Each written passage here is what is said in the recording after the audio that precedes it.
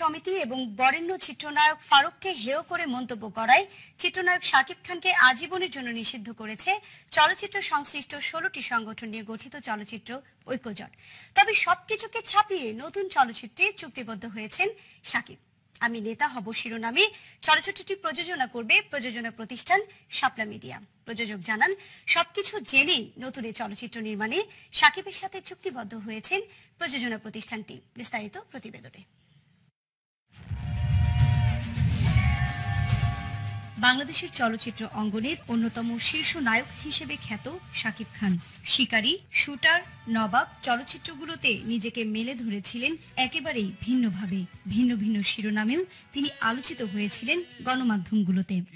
তবে সম্প্রতি চলচ্চিত্র অঙ্গনের জ্যেষ্ঠ শিল্পীদের অপমান করায় আজীবনের জন্য নিষিদ্ধ ঘোষণা করেছে চলচ্চিত্র সংশ্লিষ্ট 16টি সংগঠন নিয়ে গঠিত শাকিব। আবারও চুক্তিবদ্ধ হলেন নতুন চলচ্চিত্রে। আমি নেতা হব শিরোনামে চলচ্চিত্রটি প্রযোজনা করবে প্রযোজনা প্রতিষ্ঠান শাপলা মিডিয়া। বর্তমান যে প্রজন্ম এবং যারা হলমুখী ছবি দেখে সবাই শাকিবের ছবি দেখার জন্য হলে যায়। আমরা যে ছবিটা করতেছি আমি নেতা হব একটু ভিন্ন ধরনের চরিত্র। বাংলাদেশে শাকিব এ ধরনের চরিত্রে কখনো অভিনয় করেনি। আমরা আশা করি এই ছবিটি বাংলাদেশের যারা ছবি দেখে না তারাও এই ছবিটি দেখতে হলে যাবে। প্রযোজক জানান, সবকিছু জেনেই শাকিবকে নিয়ে চলচ্চিত্রটির কাজ সম্পূর্ণ করার সিদ্ধান্ত নিয়েছে তার প্রযোজনা প্রতিষ্ঠান। জুন মাসের 23 তারিখে ওনাকে এই ধরনের সিদ্ধান্ত ফিল্ম ইন্ডাস্ট্রি থেকে নিয়েছে।